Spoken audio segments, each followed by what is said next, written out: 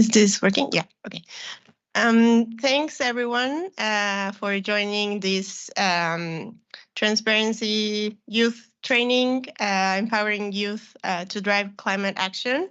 And we are very excited that you could join us today. We know it's Saturday afternoon, but we are aiming to have a very hopefully interactive session. We will have an activity and also Q&A session, discussion. So yeah, keep the energy up. And to start, just let me first give the floor to Vlad Troska, who's our manager for the Information Hub Data Systems and Tools Subdivision in the Transparency Division at UN Climate Change. So Vlad, you have the floor. Thanks. Thank you so much, Paloma, and great to see all of you here. I know it's, as Paloma was saying, it's Saturday, a bit after lunch, not the best time to have this kind of interaction. But again, as I keep saying, we are here. So even next week, when you have a question, you don't know something, please see any of us here. If you can recognize us around the venue and so on, just stop us and ask. It's okay. It's like we have been there. I just wanted to, before I start, to, in a way, ask, how much do you know about transparency? Like, is transparency something that resonates? Because we always get this question, oh, transparency. Like, we're all transparent, we're all publishing data and so on. What is this transparency? What is different from what was before? Why is it called transparency and so on? So I was wondering how many of you know, for example, what is going on? What is the whole transparency thing? It's like, and I hope that my colleagues today, I know I won't be able to stay with you the whole time, but my colleagues are here to try to shed some light on this. So that's what I think we should start from. And I usually, when I present technical things, because as you can see there, I'm doing a lot of technical things that my colleagues don't want to do because it's all this data and IT and complicated systems. So usually I start by explaining a little bit that transparency is actually the backbone of the Paris Agreement. We all know, and probably you know more about NDCs than you know about transparency. But if you look at the idea, what is behind NDCs, these are plans of what countries in general want to do and how they want to tackle all these things. Now, on the other side, when you speak about transparency, is actually what the countries are really doing and what they have done in this process.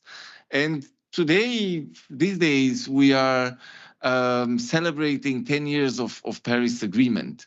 And let's say, again, the backbone of the Paris Agreement was this idea of planning and reporting and showing what parties have done. And that's basically what transparency is.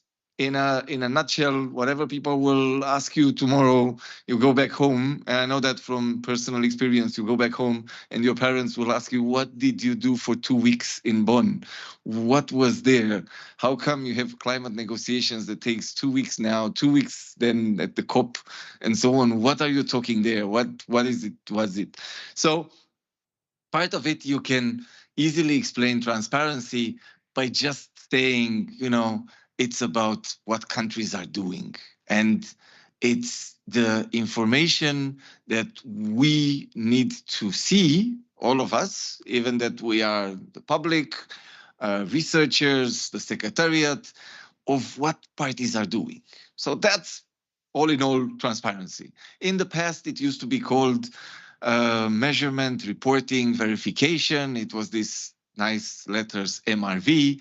They were replaced with the ETF, the Enhanced Transparency Framework. That's another thing. We work with a lot of abbreviations in this. Not always nice, but when you participate into these events, you get to know them. So that's not something, that's another thing. This is nothing new. Is what happened in the Paris Agreement was not something that was just invented in Paris. These things of reporting, these were happening for a long time. And if you are interested, you can go. We even have on our website, we have, for example, greenhouse gas data, so emissions data on emissions from countries since 1990, and most of these countries, especially developed countries, were reporting since 2000. So for some countries, because we had the convention, we had the Kyoto Protocol, they had these obligations to report. Now, what Paris did was that it unified this process of Annex 1 countries, non-Annex 1 countries reporting differently, and so on. So basically, Paris said we all have to report using the same methodology, use the IPCC revised guidelines, 2006 revised guidelines, use the same process, the same reporting guidelines, and that we have a unified um, process for reporting. And that's what started at the end of last year. So we already seen that we have more than 100 countries that provided their initial biennial transparency reports. So these are the first reports under the Paris Agreement. And every 2 years from now, countries will have to provide these reports. So, NDCs, they have the cycle of 5 years, but the cycle for reporting of what the countries are really doing, these are every 2 years. So from now on, every 2 years, we have cycles of biennial transparency reports. They're all published on our website. You can go and see if your country submitted it, what they have provided there. I have to warn you, some of them have more than 1,000 pages. There's a lot of reporting. There's a lot of burden for some countries, especially if you look, for example, at the data. So the reporting consists of two things, and I know Paloma will get upset now because I'm entering into her presentation. But I wanted just to say that for some countries, it is quite challenging to provide this information, to make sure that they are able every 2 years from now to collect the data, to calculate emissions, to make sure that they use the right tools to report. So it's the process is quite challenging, but this is exactly what all the parties have signed on when they approved internally their Paris Agreement. So when they participated to the Paris Agreement, they knew exactly that they will have to report. So this is something that of course it won't be perfect from the beginning, and we keep saying. Our former director was always saying that the first BTRs will be probably the worst BTRs. And it's a normal process because, countries are submitting and then there's a review process and then they learn how to do better things and the next one will be much better and the next one will be much better. So this is how it works gradually for parties to be able to report for every 2 years and to improve their reporting and to make sure that they present the right information. So all in all is exactly what we started with, is to show what the countries are doing, is to show that they participate in this process, that they are reducing emissions, that they are tackling effects of climate change, they work on adaptation measures, and so on. Plus, an important thing, and I will try to conclude with this, the important thing is finance. Everybody's talking about finance. It's one thing for countries to say we need money, and we need money because we need to adapt to climate change, or we need to reduce the emissions of our transportation sector. And it's another thing to put all these things with data into a report. And we say we have these 10 measures, we have calculated, these are the emission reductions, this is the funds that we need, and these are public for all the donors. That's probably one of the main aspects of reporting, and doing it gradually and doing it regularly, is to make sure that the donors know what are the needs of countries. This is also part of this biennial transparency reports. Now, looking at the theme of today, what youth can do in this process. Of course, there is a lot of involvement from all these constituencies in maybe also putting pressure for countries to report, to see the reports, to participate in the preparation of the reports, to be able to have informed action in terms of knowing what are the plans, but also what were the activities that the countries have done. And of course, an important part of it is the innovation that is coming from young generation, and this is one of the things that we keep saying. It's important to listen to the voices of the young generation in terms of climate change. And I will leave now for Paloma to tell you more about how it goes. Thank you so much. Thank you so much, Vlad. That was quite comprehensive, and I thank you very much for making the case so clearly of why we need transparency. And you have done a very good introduction. So what my colleague Veronica and me will now do is to kind of walk you a bit more in detail through all the steps that Vlad already mentioned. But we know you might have to leave, Vlad, at any moment. But thank you so much for being here with us.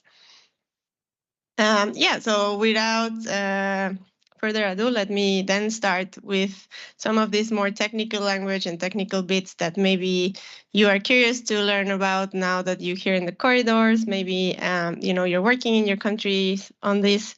So so let's go through this a bit in more detail.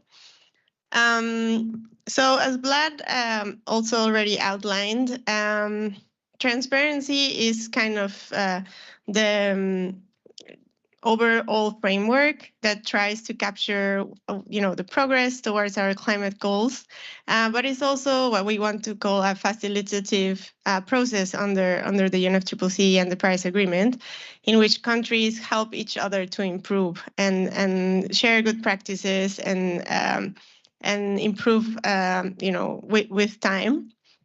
So I will talk a bit later on the differences between the Convention and the Paris Agreement, but both of these frameworks are based on 3 steps. So the first step is the reporting, in which parties will, as Vlad mentioned, publish data on emissions, but also on policies and measures, projections of how they envisage their emissions going, for example, with and without these policies and measures.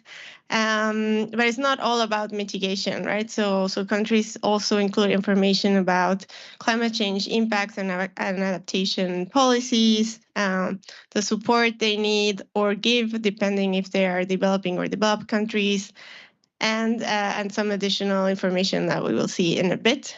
Then, as I said, part of the point is for countries to improve in this reporting. So we have a second step in which experts will actually review the reports from countries to make sure they are complying with the guidelines that parties agreed themselves in different decisions under the COP and the CMA, and identify what are the areas of improvement. And then the final step is this kind of dialogue among countries in which they can share good practices, lessons learned, challenges, and how they can overcome it.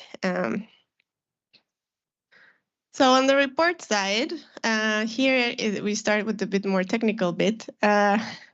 You can see what were the different reports under the convention and now the Paris Agreement. So basically, all the white parts are the convention, and the yellow one is the Paris Agreement, the BTR, Biennial Transparency Reports.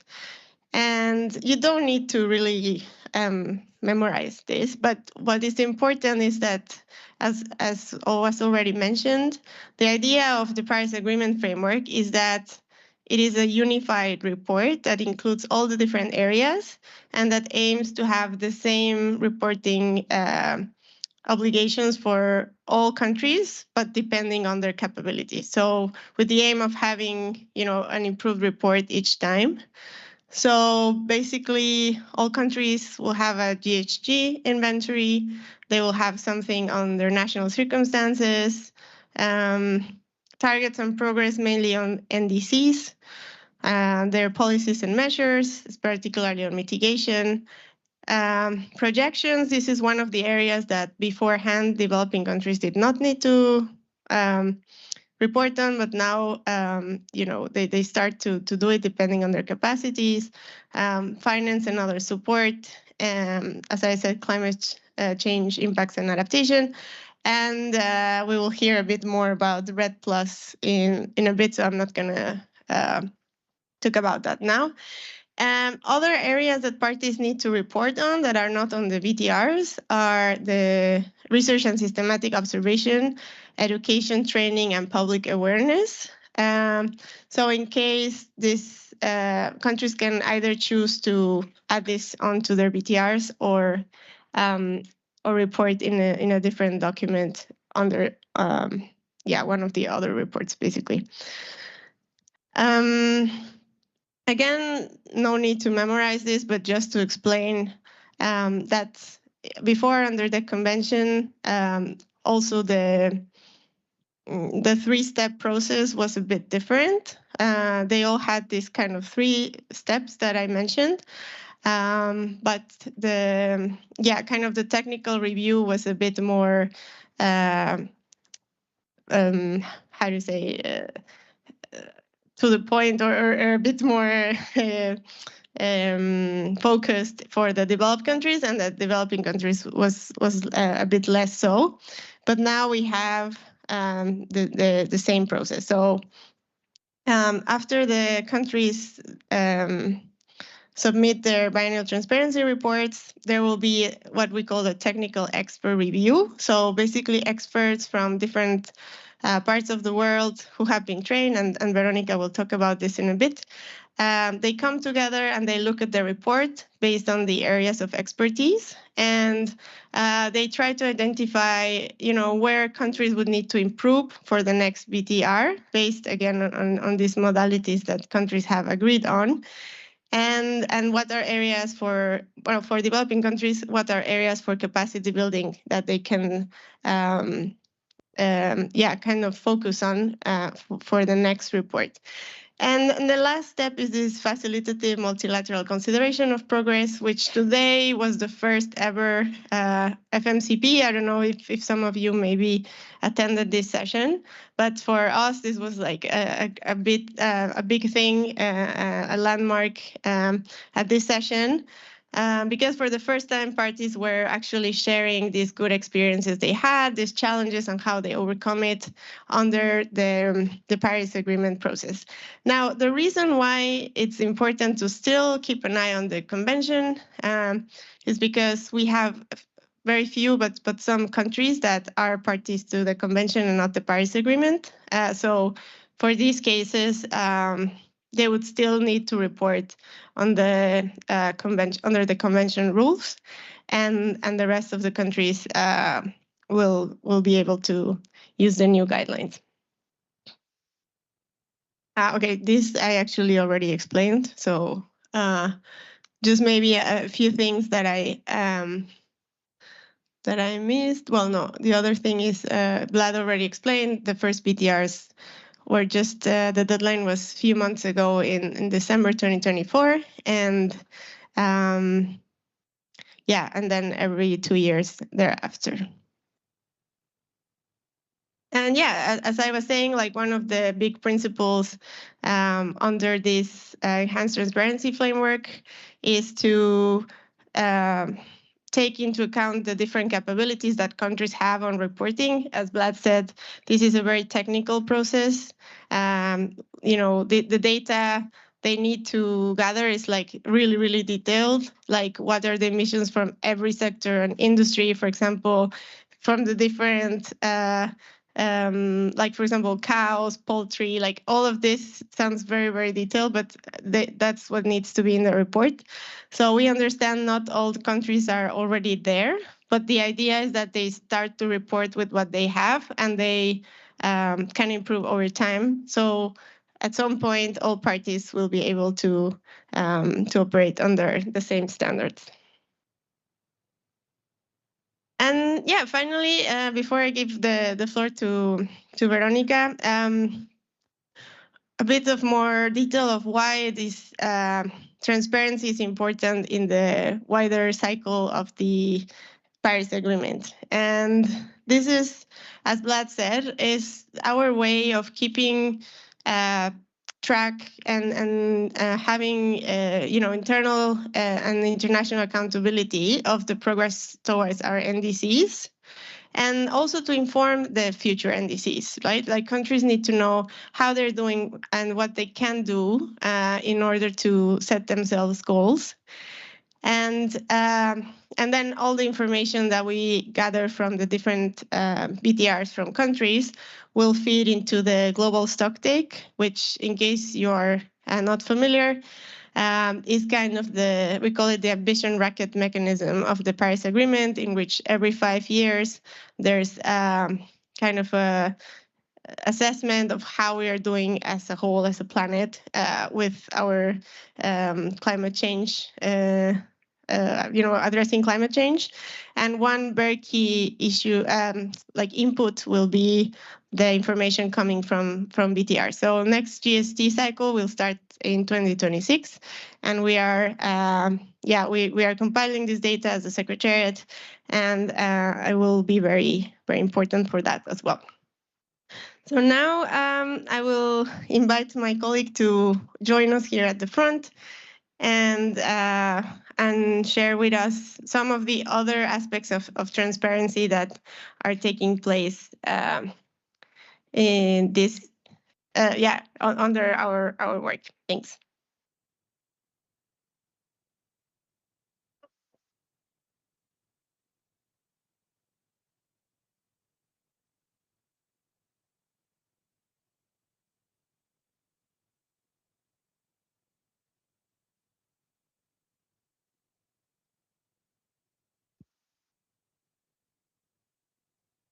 So I wanted to talk a little bit about one of the steps that Paloma was talking about, which is the reviews under the ETF. And this is quite a nice experience, as Paloma was explaining, because it's experts from all around the world. They form a team.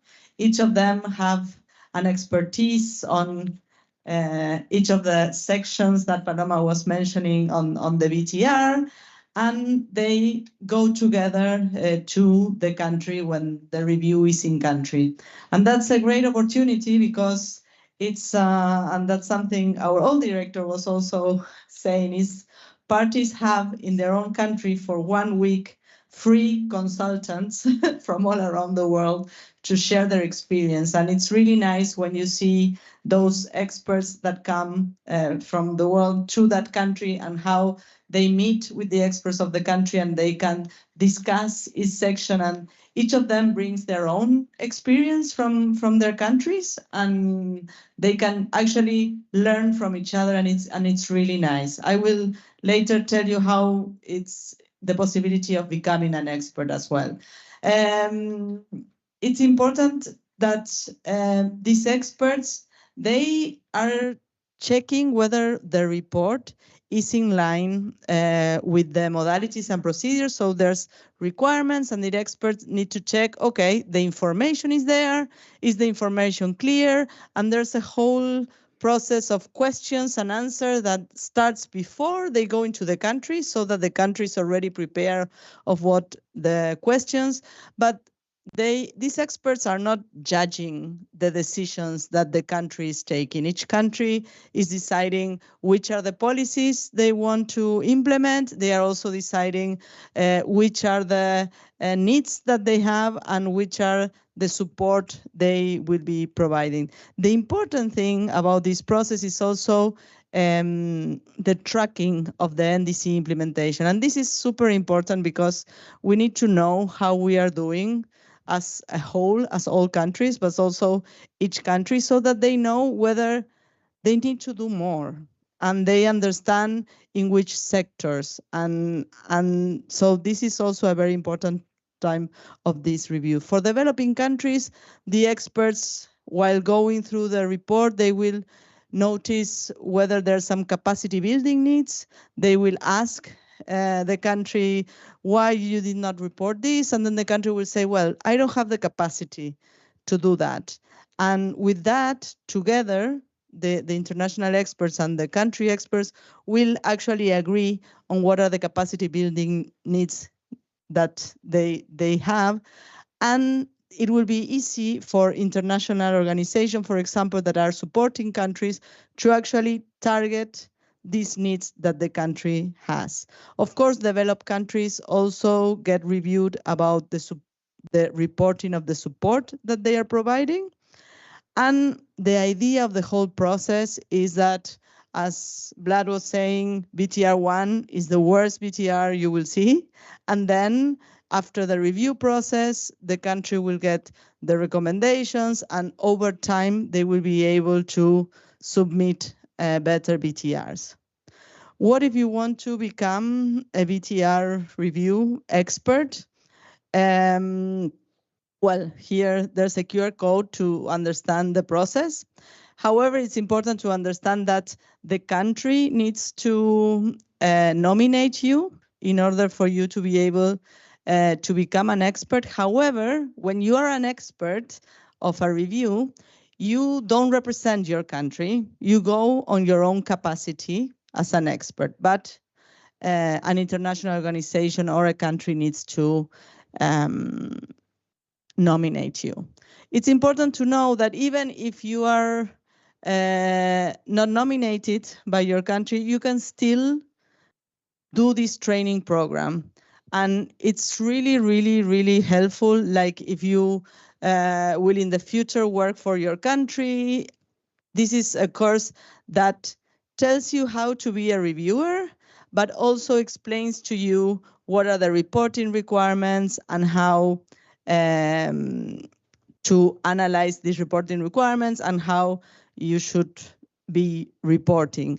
All the courses can be seen, so you can check them. Just for you to know a little bit the background, maybe you think, how do I become a UNFCCC staff, or how do you become an expert? Well, most of us work originally in our own countries, in our own, starting as interns in our own countries or interns in the UNFCCC Secretariat. So that's the way we all kind of started. And many of us also started as experts, like from your own countries, going to reviews, and that's why we are here in transparency. It's very important that, as Paloma was mentioning, there's flexibility for developing countries, and we are not assuming that all countries start at the same point, and that is why there's a whole process to support these developing countries. And here I'm just mentioning the constitutive body, the CGE, the Consultative Group of Experts. And I hope you are listening well, because Suri will come with a quiz later on. Most of the questions belong to Paloma's presentation, so hopefully you are listening careful. And the CGE is one of the bodies that develops many knowledge products. So if you go to the website of the CGE, there's the knowledge been evolving. So in the beginning, they were really working on institutional arrangements, because one of the main issues in developing countries is to have the institutional arrangements to actually prepare all these reports on a continuously basis. And that's easy to say, but it's not easy And this is one of the things that there's a lot of training on that. Now there's a lot of training on NDC tracking. And here I'm mentioning a lot of the activities that are done for developing countries. So we have activities regarding the inventory and the IPCC guidelines. We go in country and actually do like a fake review of the inventory with a group of experts. So before the country submits, they get like a taste of how the review will be done. There's trainings, and Vlad is leading on the tools, because all these reports need to be submitted to us through tools so that the information later on can be compared and can be put in a database. That means that every country needs to submit in the same format. If not, it would be very, very difficult to compare the information. And last but not least, and I think this is why we are here, because 3 years ago we started with the Together for Transparency initiative. And basically, we belong to the Secretariat, and we thought that, of course, transparency, parties are the ones submitting, parties are the one getting the reviews and going to FMCP, but also this information is available for everyone.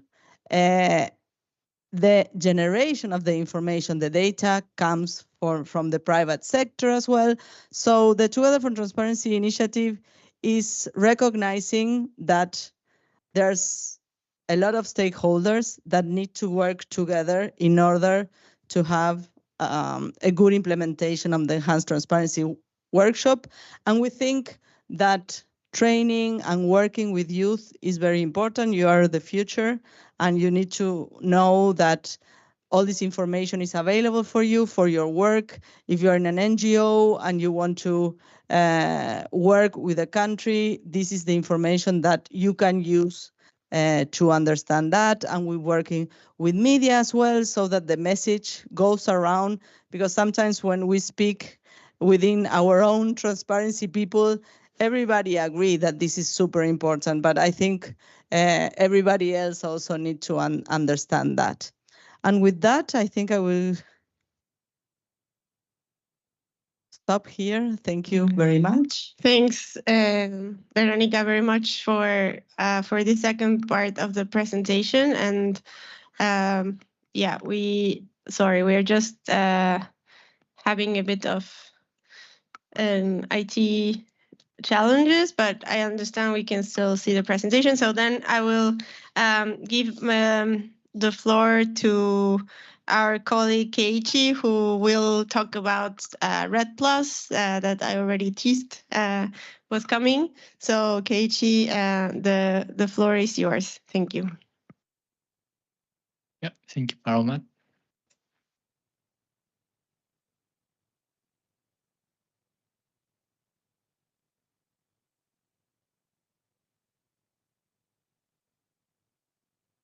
Sorry, just 1 second.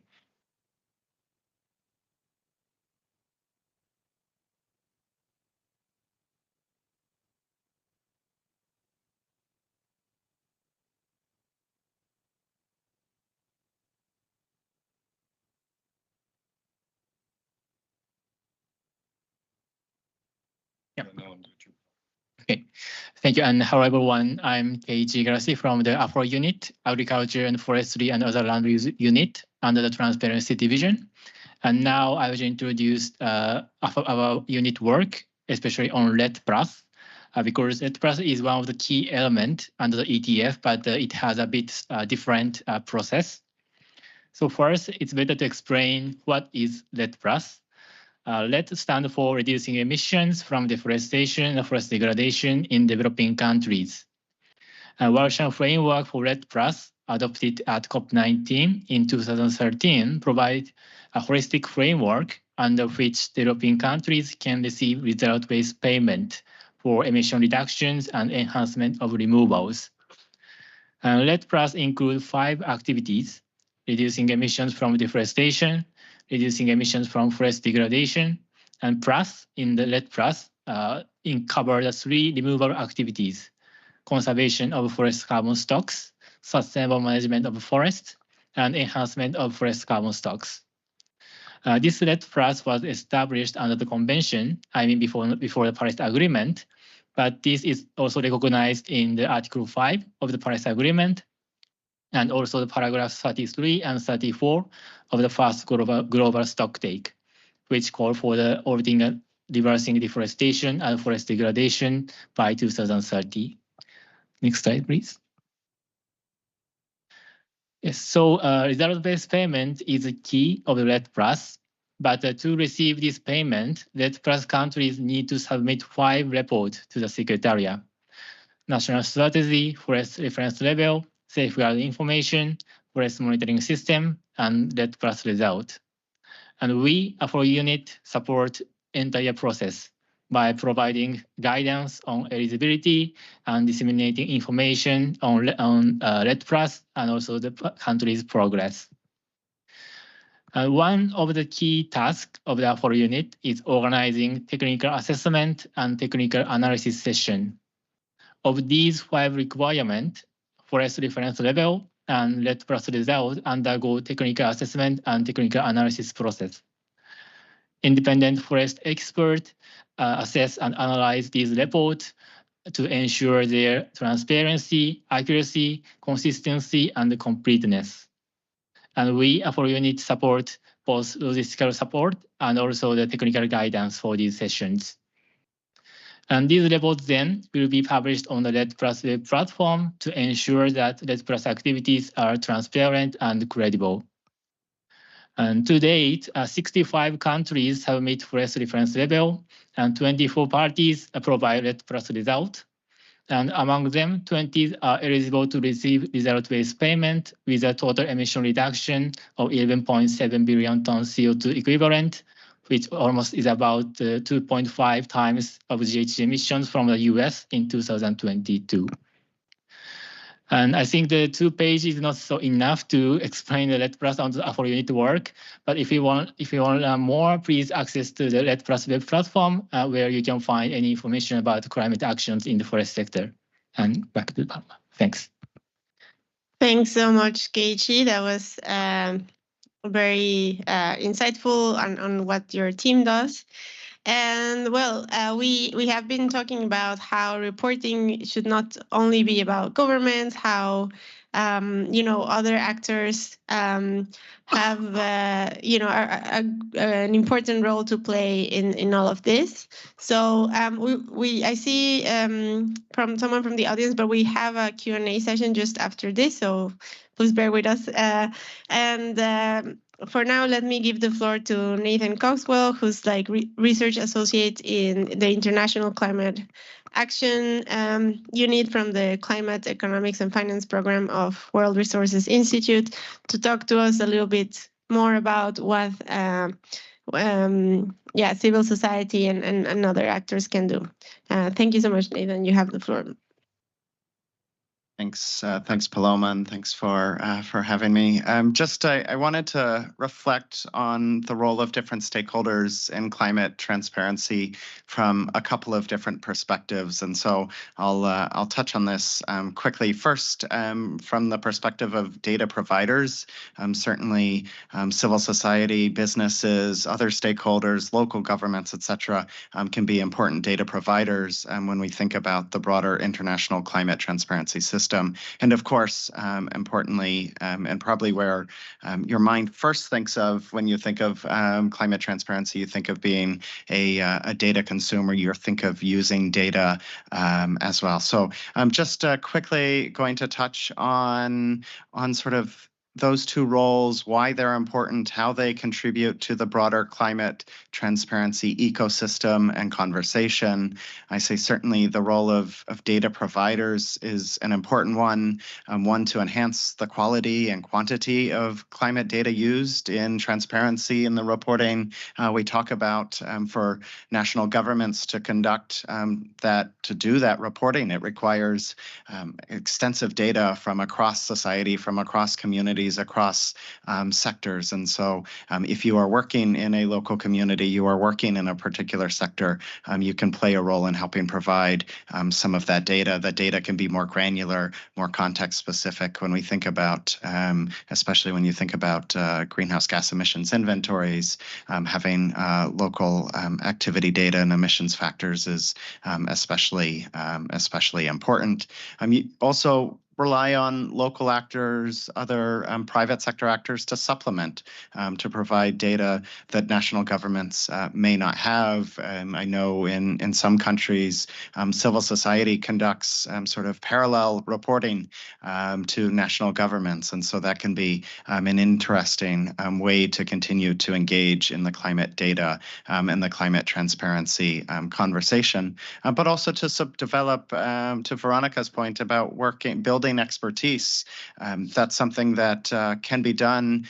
You can work at your university and develop a greenhouse gas emissions inventory for your university or for your city, and build your experience and expertise in greenhouse gas emissions accounting and inventories. And that's an important capacity that's useful, not just in that particular context, but also applicable if you want to then work on a national emissions inventory, for example. And so certainly the role through universities, learning, engaging in data collection, data provision is an important role for many stakeholders. But also importantly, and as I mentioned, I think where at least my mind first goes when I think about the role of stakeholders in climate transparency, the role of data consumers to Vlad mentions the length of some of the BTRs, some of the reports, hundreds of pages long. Maybe they're a boring read, but they're also a fun read if you come at it with that attitude and opportunity to really understand the climate action and support in a particular country, to really dive deep into what the country is doing.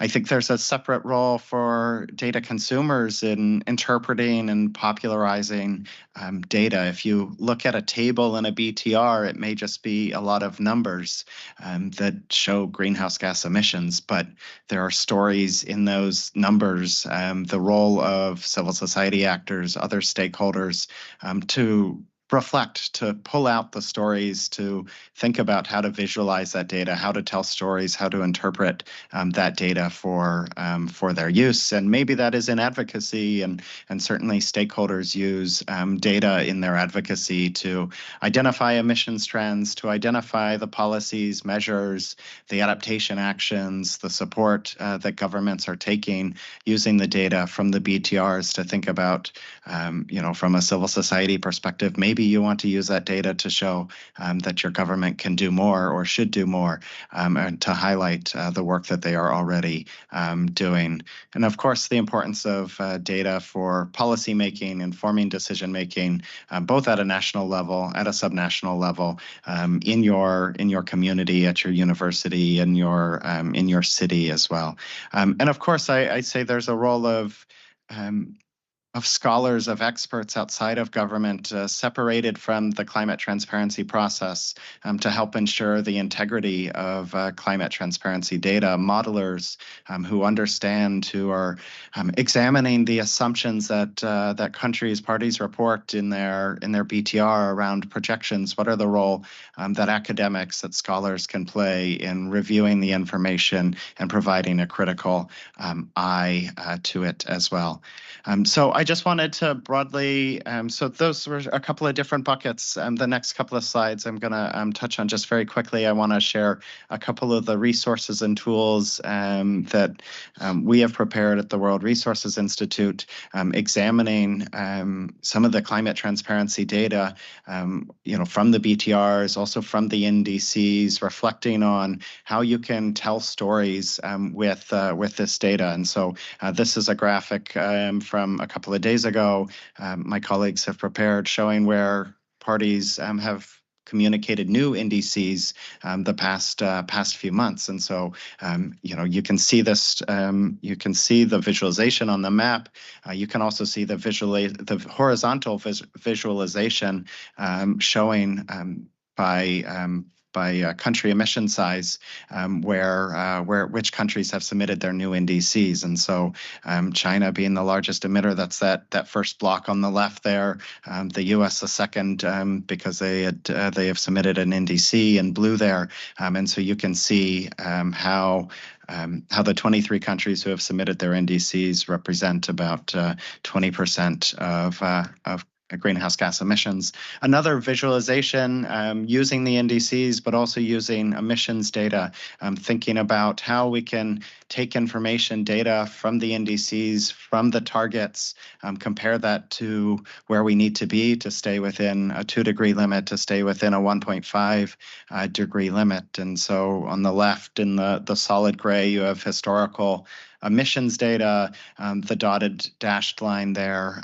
being the current NDCs, moving towards that blue bubble as to where the emissions reductions from the new round of NDCs get us. And so as more parties come in with their NDCs, especially some of those major emitters, you'll see that blue, that 1.4 number will grow and show the increased trajectory for the next set of NDCs. And so I'm just thinking about ways in which we can use climate data to tell stories about the ambition, the action we want to see. And then just this last one, graphic for me to show from our team published the State of Climate Action report in 2023. They'll publish a new version this year, reflecting on where climate action is happening across a number of different indicators. And so thinking of different ways we can tell stories with data across different sectors. We see that, electric vehicles and passenger cars, we've had a lot of action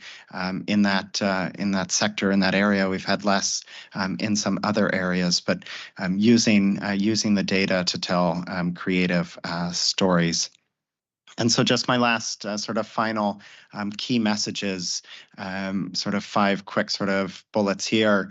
Really, I think there's a role for everyone in climate transparency, whether it's as a data provider, whether it's doing an emissions inventory at the university for your city, helping develop your city climate action plan, or whatever that may be, thinking critically about emissions or the climate actions in for your context, and of course, ensuring that data are at the heart of climate transparency, and finding the stories from that data. I think, even if you look at some of the examples I just show, I think there are ways you can visualize and tell interesting stories with the data before you, and that data and those stories can help drive the critical action we know is necessary, and that in a 1,000-page document, in a 200-page BTR, there's a lot of data. There are a lot of stories waiting to be found, waiting to be uncovered. The stories of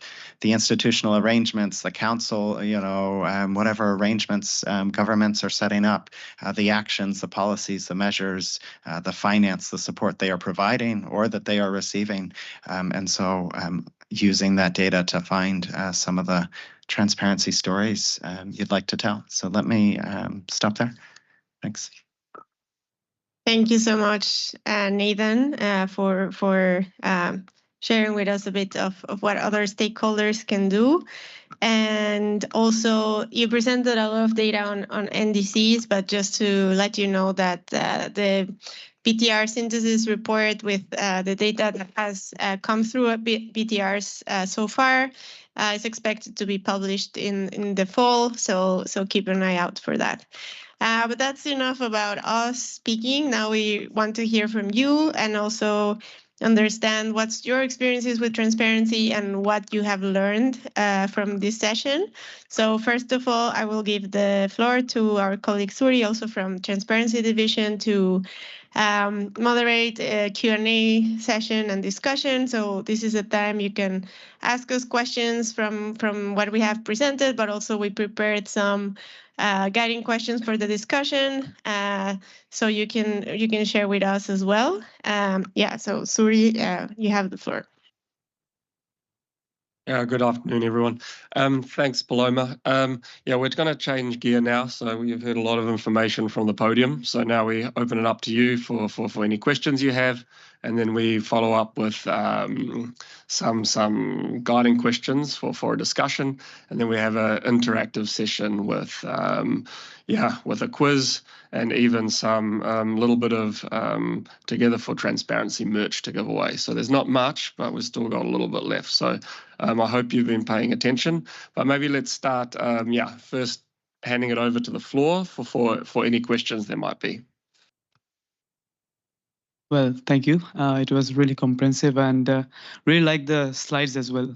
Very understanding. So I'm Saikat, the contact person for Energy Working Group for Yongo. We work closely with transparency, of course, because we have to, for energy, we don't have any specific track, right? So we have to follow 5-6 tracks exactly. So when we see transparency, I'll speak from basic, right? Like really basic, like what is the understanding that we have? So MVR changed to EFT and after 2020, I guess. And then we have the BTR to be submitted for every 2 years, right? So when we say the BTR to be submitted every 2 years, why it's been started now? Why it's not been done in 2022? Because it was changed in 2020, right? And you're saying that every 2 years we have to submit. Why it's been changed after the stock take? Is it a 5 years thing? Because like one NDC has been submitted in 2022 as well. So why there is a gap? Second question is for the RED Plus. So I can see the MRV for result-based payment. Is it directly related to Article 6? Where like a kind of any project has been done and it goes through the authorization and those authorization has been passed, then we can go for the payments for countries. What exactly it is basically. So those are the gap of knowledge that I'm finding here. Yeah, thanks, Edith. I think there was a first question about the BTR, why it didn't come in 2022. Is there anyone that would like to tackle that? Nathan, Paloma, are you fighting each other? Paloma. Thank you. And I look at my colleague Veronica, but if I, so basically the enhanced transparency framework under the Paris Agreement is part of the Paris Agreement that was signed in 2015. However, it took countries a little bit longer to actually detail, really specifically of how this is going to be operationalized, what are the different guidelines that countries need to follow. And then, of course, data doesn't come immediately. So actually, the first BTR from 2024 has data from until 2022. So it gives countries some time to actually process the data and making sure that they can do the quality assessments and controls and so forth. And then thereafter, so the next BTR in 2026 will contain data until 2024 and so on. And depending if it's a developer or a developing country, they have to have a kind of the timeline. So developing countries can start, let's say, their timeline a bit later. But yeah, that's why hopefully that clarified. And I'll leave the floor to Keiichi for the RED Plus. Yeah, thank you very much for the question. Yes, the recent development around the Article 6 is very send a very strong signal for the long-term implementation of RED Plus. As you may know, under Article 6.6, there are two main frame, Article 6.2 and Article 6.4.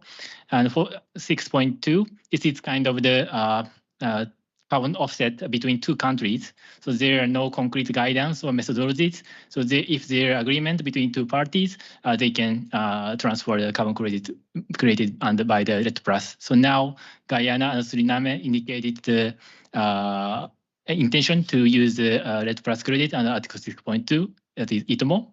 But on the other hand, 6.4, this is more complicated. So recent approved guidance for removals indicates that the project for under RED Plus needs to be integrated into the national RED Plus effort. But also it indicates that the RED Plus activities can be credited under Article 6.4.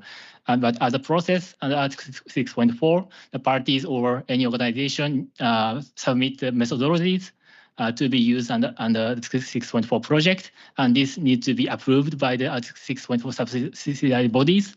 and then implement the project, and then submit the results to the again the subsidiary bodies, and then it's approved by the bodies, and then the country can get the Article 6.4 credit. So Article 6.4 is more severe and concrete, and more clear guidance and clear methodologies of the article related to RED+.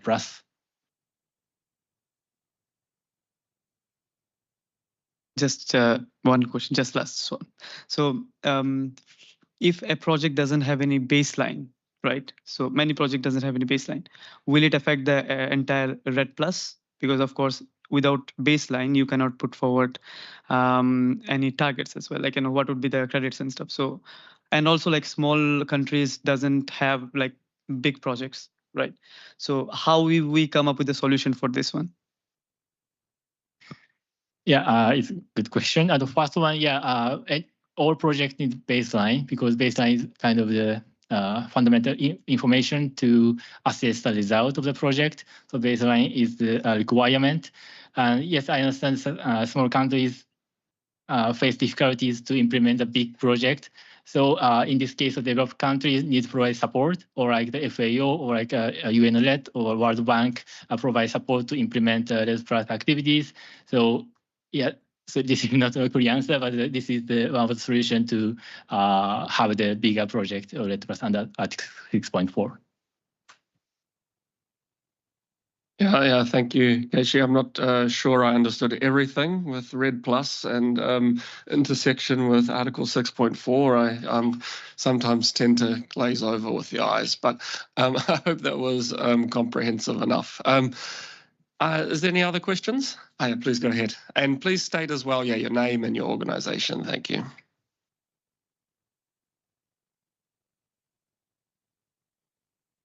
Yes, perfect. Let me start by introducing myself. I'm Prasiddhi. I'm 12 years old. I am the youngest delegate over here at SBA. I also had the opportunity to be a speaker at COP28 with capacity building. My question is, being a person, I represent my NGO, Prasiddhi Environment and Social Welfare Society, Prasiddhi Forest Foundation, and I work on nature-based solution projects on ground. So indigenous tree plantation, primarily, lake restoration, agroforestry, working with villagers and farmers, rural communities. Until now, I've planted 150,000 trees, working with multiple communities on the rural level in southern part of India. And while looking at all of your presentation, it occurred to me that how at a ground level can we collect data and contribute in this process, because we have data that is actually happening, working with children as well who are getting affected, working on with multiple different stakeholders. How can we provide our data and, more importantly, collect our data in a simpler and effective manner? Thanks for that question. It's a really important point. Paloma, Nathan, anyone from the podium, from the speakers would like to? Let's go, Nathan. Yeah, no, thanks. Thank you for the question. And it's great to hear the work you're doing, and you're monitoring, you know the number of trees you've planted. You're doing some of the essential first things. And so I say there's certainly a couple of different ways we've seen engagements and data feed into the national reporting. I know some countries do this differently in terms of developing the data for their reports, but you have private sector actors, businesses who report their data to CDP, for example, who gathers a large amount of data on private sector action. And so I think, I guess from my perspective, I would say a couple of things. I think it's useful for you to continue the work you're doing and continue also monitoring your own efforts. That practice of gathering data yourself, the locations you're working, the activities, the policies you're undertaking, you're implementing, and certainly that can feed up into this process and support others who are developing reporting at the local level, either in the city, in the state, in the region, but also feed into some of the national processes as well. Is there anyone else that would like to contribute to that? Or okay, you have a follow-up question? I mean, is there anything in particular that you would like to mention where we could contribute or a process we could utilize? I mean, I think that in terms of feeding into the BTRs and the reporting from this process, each country does that differently and how they gather data. And so I think part of that depends on the process that the national government has for preparing the report. And so I would I think there would be opportunities to connect with the people who are preparing the BTR, who are working on that process, to share the work you are doing or others are doing, as they can then use that. They can include that in their reporting as well. But I don't know if others from the Secretariat have maybe experience with this as well. Yeah, as you say, it depends on the country and the institutional arrangement and how they have. But what I would suggest in general, a good practice, if you are starting to do it yourself, is always try to check the IPCC guidelines in your sector. Of course, these are what countries are using for estimating their emissions, but sometimes these guidelines are also used, for example, if I want to measure the emissions of this whole campus, and then it's the good thing about the guidelines is that has different methodologies depending on the amount of information that you have. So I always think that that's a good tool to use, even if you are not counting for a country, but actually counting for your project. I think this is a good place where you can find. However, yes, it's how you feed your information into the country. I think it could be good that you go to the local government to see whether they need this information, how they are using. To be honest, many countries, when using the IPCC guidelines, they start with the easier methodology, which is using emission factors,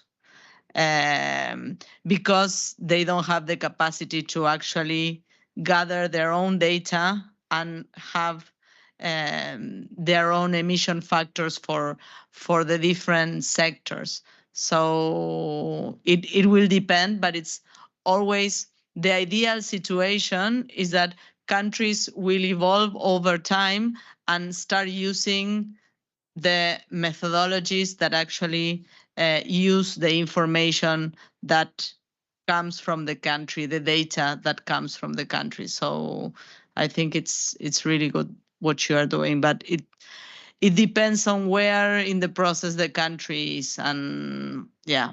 But I think independently of that, and I think that's probably what Vlad was saying at the beginning, and is that the information is important for you to then assess how your project is doing and then improve it. So even if this information is not used by the government itself to present the BTR, this is information that you will use for your own project to improve and see how to move forward. Thank you. Thank you, Veronica. Is there any other questions? Yeah, please. Hello, everyone. My name is Suraj, and I represent European Young Engineers. So my question is, so when you receive those data, those report, how do you guys make sure that due diligence was done and the numbers are accurate, is there any way when you do the review, you just check like where you can improve, or you also check those data that are being provided is also exactly the same what's happening around? Paloma, is that something that you would like to take on? Sure. Yeah. So Veronica and me were talking about the review process and these experts going to the country or reviewing the BTR. And what they do is they look at the data that was reported and compare it to the it's called modalities, procedures, and guidelines. So that's the guidelines that countries agreed that on how things should be reported. And a lot of it has to do with what Veronica just mentioned. So basically, parties need to use these IPCC methodologies. IPCC is the Intergovernmental Panel on Climate Change, in case you hadn't heard. So it's basically the international body of scientists working on climate change. And they came together years ago and really put effort to, as Veronica was mentioning, develop these methodologies on how to gather and report data. What Veronica was mentioning about emission factors, they calculated some kind of average on the different activities, really detailed, like very granular activity by activity, and then it's up to countries to use that and report what methodologies they are using and how they are applying these guidelines.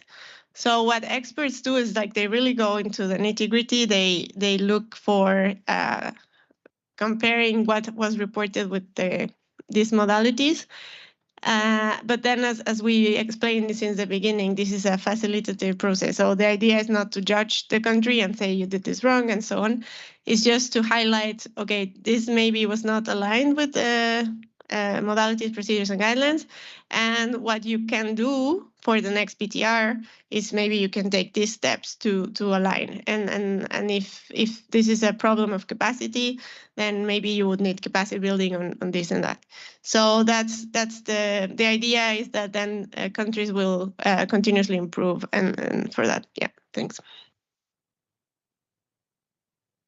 Yeah, another thing that the Secretariat is developing that maybe Vlad mentioned, that unfortunately it was not ready for the first reviews and for the BTRs, but we were using it before under the convention, is the reporting tools. And they are very important, the review tools, sorry. And they are very important because, for example, as you were asking, when you use these review tools, the tools itself show whether the emission factor for a specific sector in one country is very different from the other countries. Then the expert identifies, okay, what happened? Or if it's very different from, because as Paloma was saying, they really go into the report, but it's not easy if they want to do that. So that's why it's important to have these review tools. Unfortunately, they were not ready due to finance situation, and we are working on them, but those tools also are very helpful for the expert to actually assess. They also compare the previous report of the same country, if something changed, if emissions went down, or if emissions went up dramatically on something. And sometimes the parties really explain this in the report, and then this is easy, but sometimes you see these drops or you see these emission factors that are really very different compared to other industries, and then the experts will ask the country, why is that? And then the country will respond. And then the good thing is that they will sit with each other and they will find a solution. So it's not like I ask you the question and the others is like, I cannot do it, and that's it. And they sit, because there's always solutions, and the IPCC is good enough to give you. So, but every country is different, so they need this support. Thank you. So we're getting a little bit tight on time now. I think we can take one more question, and then we try and move it on into the discussion and the interactive segment. So Thank you so much. Thank you so much for your comprehensive presentation. Also, I have a super quick question on BTR training because I also follow Tuesday session, and I'm not totally percent sure if there is any requirement to enroll and to attend. So if I got correctly, you need to be nominated by your country to become a reviewer, right? But there are no requirements to attend the course. Yes, thank you. Veronica? So you first are nominated and you enter what we call the roster of experts. And then you need to take the training and do the exams. So there's one general training that all expert needs to take and pass the exam. And then you can decide which is the expertise that you have and that you would like to review. So if you're interested in policies and measures and that's where your work, then you do the training course for tracking NDC and then you do policies and measures. And once you pass this exam, then you are ready to be an expert and the secretariat will call you whenever there's a review. It's important to understand that the new experts will enter little by little because you need to have experienced expert to support the new expert as well to be able to do this. But in general, from a team of 8 experts, you will have 2 new experts. And that's how you get there. So the first step is to being nominated by your country. Actually. Yes.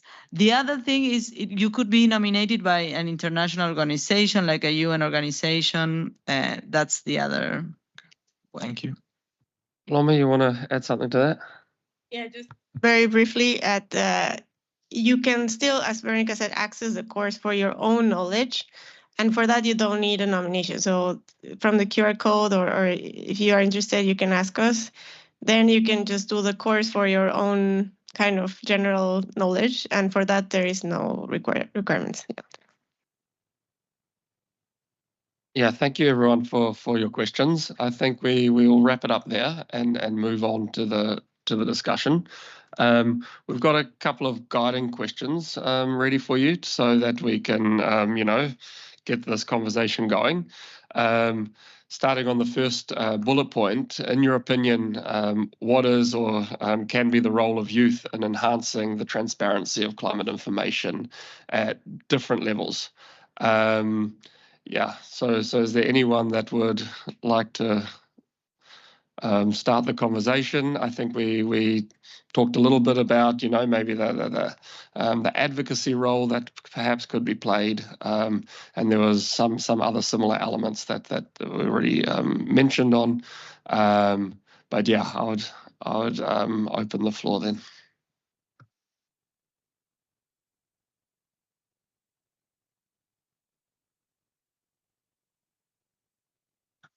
But of course, this is not compulsory in any way. So I'm seeing a little bit like, not so much reaction. And we still have a few things to get through. So, and we're getting close to 5 o'clock. So we have a quiz prepared.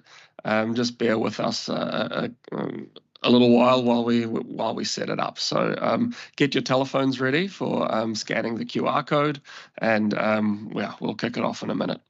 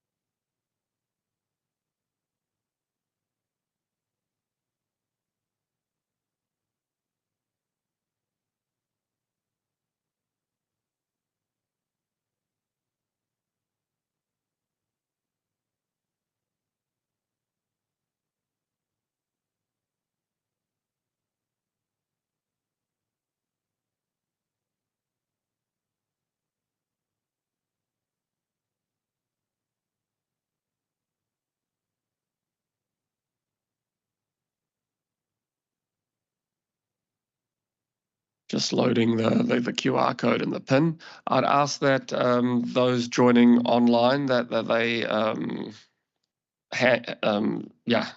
wait before joining, because there's a limitation on how many people we can have. It would be great as well if you could maybe include in your nickname something about your organization, so we can see how people are progressing. Because it's going to be very transparent about who is correct and not.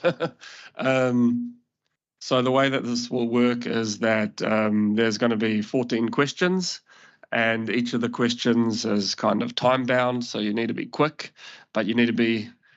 Hey, that's not fair, Veronica. Okay, well, if you beat Veronica, then I think you get you'll get an additional special prize. Yeah. So yeah, it's about being accurate but fast as well. Is there anything else to? And it's a single select, so maybe you see that there's more than one thing is correct, but just it's a single select, so there's just one correct answer. Put your hand up if you haven't managed to join yet. Okay, I'll give you a couple more seconds.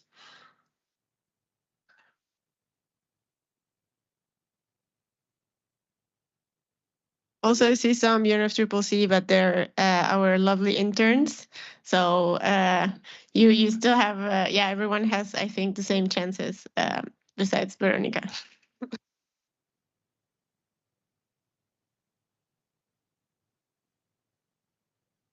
Okay, are we ready to go, or are we still waiting for someone? No? Okay, let's get started, because there's quite a number of questions.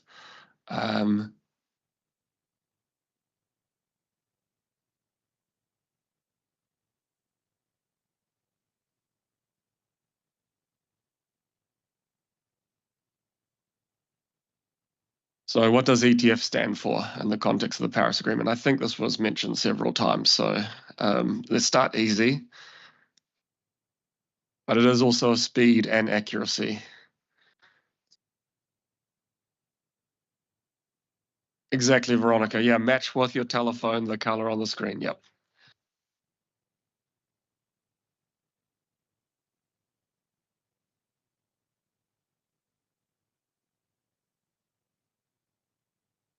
Okay, so almost everyone correct. Perfect. Yeah, one result on Energy Transformation Fund. Maybe someone was a little too eager to beat the clock.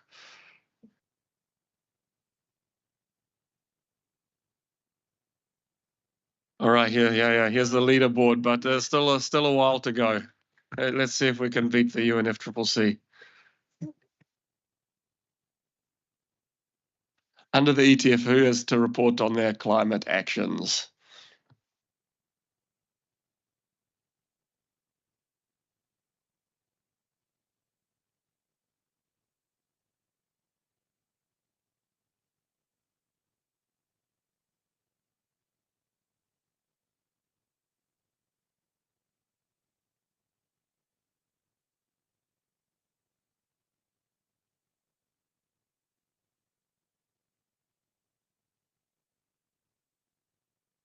Exactly, that's all countries. So yeah, we saw in the presentation there was a kind of a merging of the reporting system under the Paris Agreement, where all countries follow the same framework now.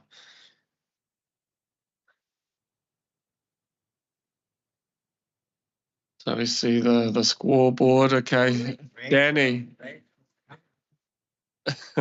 This is nice. We can see moving up. So what is the main goal of being transparent about climate action?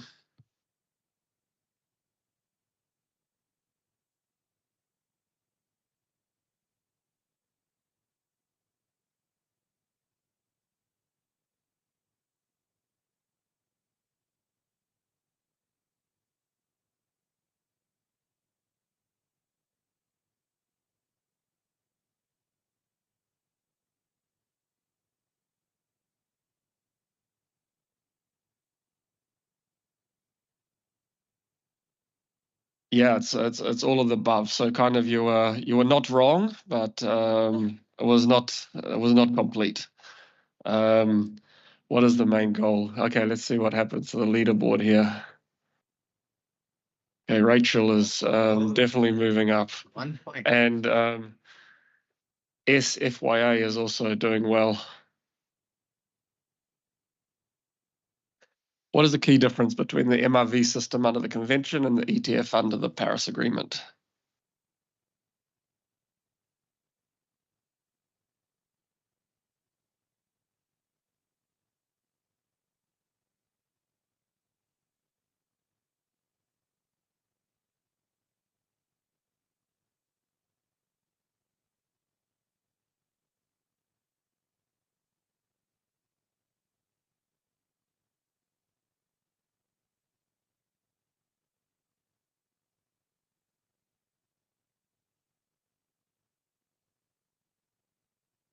Yeah, that's pretty much everyone got that one.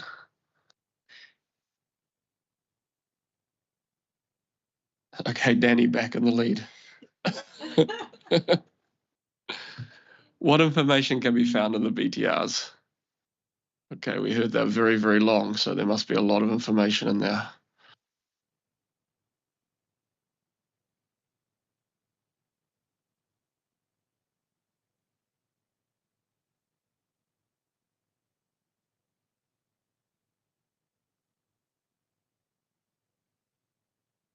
Okay, all of the above again, yeah. And has there been any change? Okay, another intern pulling ahead. Okay, it was the interns that helped prepare this. I'm not sure how, how balanced that is. The ETF provides critical data that serves as an input for what major 5-year assessment process? Okay, there was that one slide on the ambition, ratcheting the ambition.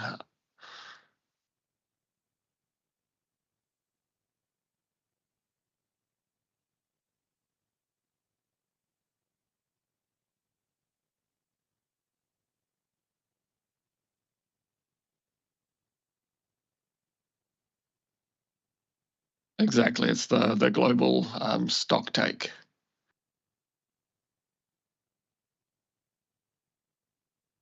Okay, there's a few moving up. That's good to see. The ETF includes flexibility to help which countries?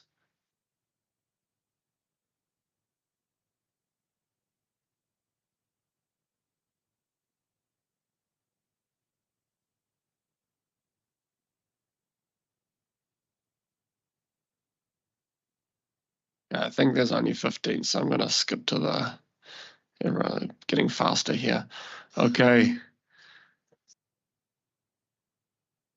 There's 16 for Veronica. I thought you were not participating. Okay, yeah, it's developing countries that need it because of their capacity. So not all countries. It seemed to have caught a few people out.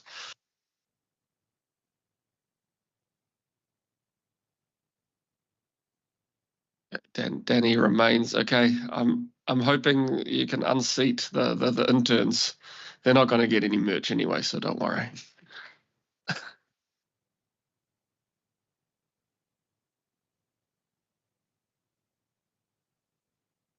And for the first BTR. Okay, we definitely talked about that in the presentation, I remember.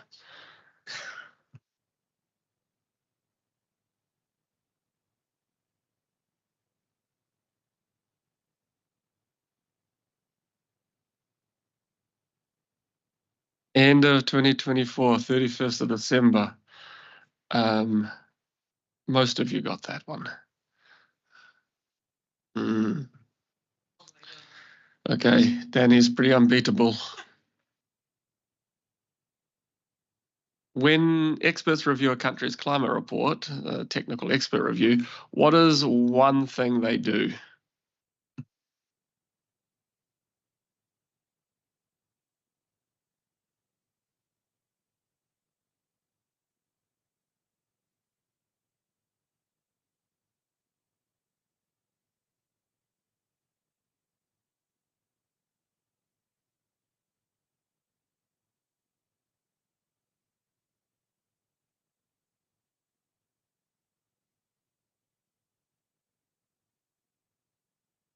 Exactly. It's identify where the country's reporting can improve. You can always remember the sentence about it being facilitative, not intrusive,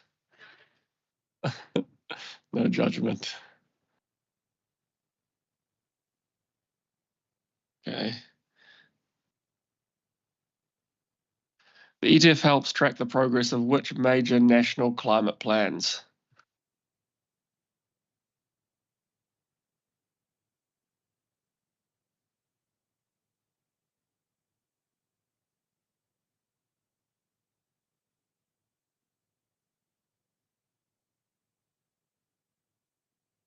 Exactly. It's the NDC, and yeah, they're due again this year.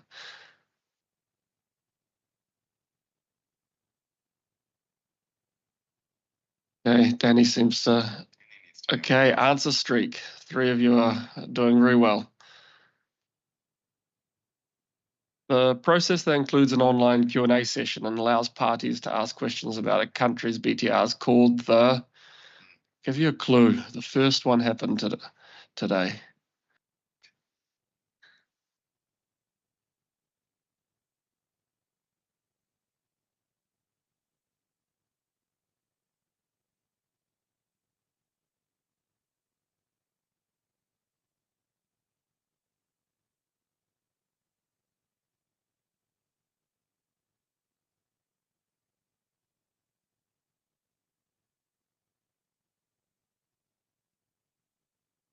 Yeah, the FMCP, and who was it? It was yeah, those 3 countries. Thank you, Nathan.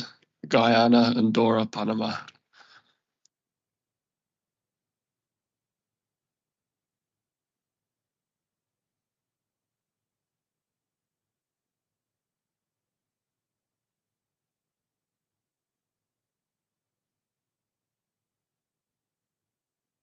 The ETS reporting and review process is designed to happen in a cycle to encourage what?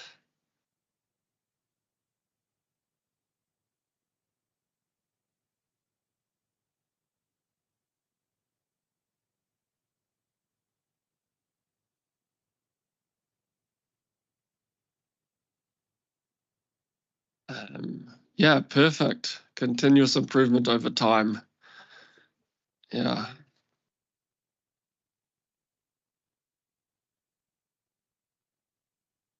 Okay. 2 more questions to go. What does RED Plus aim to reduce?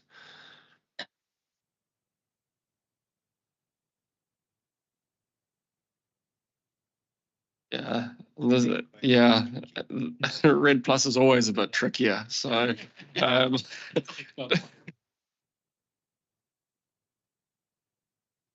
exactly. So it's not all countries, just in developing countries. So it's a little bit, yeah, it's a little bit tricky.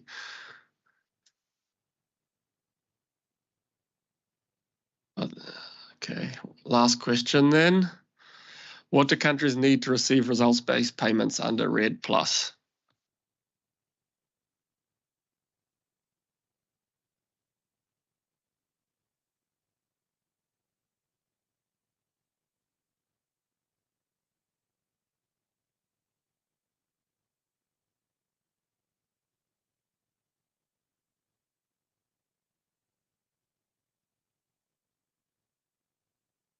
That one had extra time as well, but almost everyone got it. It's all of the above, so that's the most correct answer. So let's see who the standings after we complete here. The podium.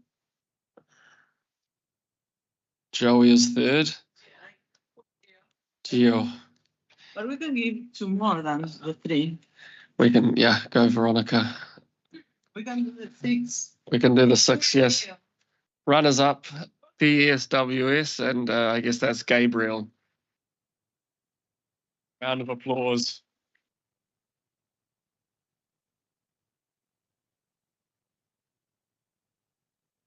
I'm trying to find it. Let's have a look.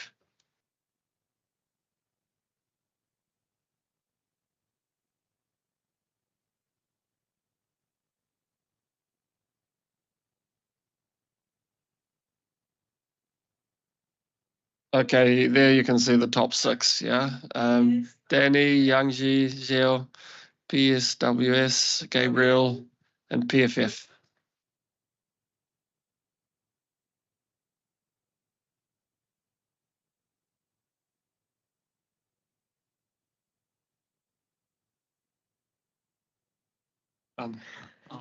Let's get Great. So thank you so much to all of you for your participation this Saturday afternoon. We hope that you learn a little bit about transparency and you know it's a technical process for sure, but hopefully you know you have a little bit of a further understanding of what we're doing here. So yeah, just again thanking you. If you have any questions, you can always, as Vlad said, like reach out to us throughout the conference or after that. There's always information in our website that one of the QR codes is there. You can learn more. We have a full set of events lined up for week 2. So we invite you to explore our transparency calendar. And we also have a LinkedIn group for Together for Transparency in which all these events, workshops, training materials are highlighted. So we invite you to join. And just before we go, I would ask if you feel comfortable, maybe you can come to the front and we can all take a picture together. But you were a great audience, so a big applause for everyone. Thank you.